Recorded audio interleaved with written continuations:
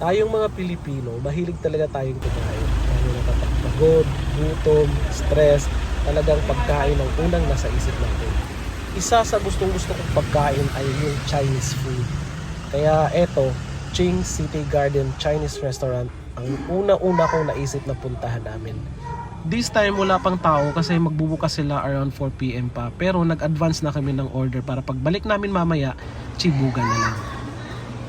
Itong Ching's Restaurant, open lang po pag umaga hanggang alas 2. Tapos close na naman sila until 4 PM na naman ulit nag-open.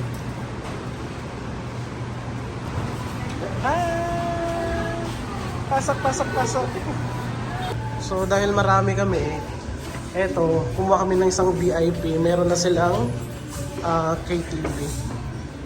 Dito tayo sa green. Consumable. Ayan! Okay, meron kami ditong pompa, no? Garlic. Tapos, itong frozen chicken. And then, meron tayong sutang mandisado at saka chopsuey. Tapos, itong napakasarap na chicken feet, Chinese style. Hi!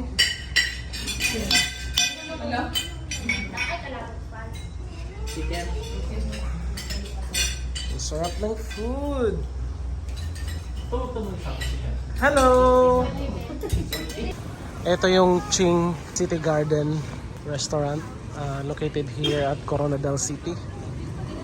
Sobrang sarap ng mga pagkain. I highly recommend the Ching City Garden Restaurant. Okay, yun po ang aming kaganapan for today's video. Alright, sobrang sarap ng mga pagkain dito. Ayan. Say bye-bye.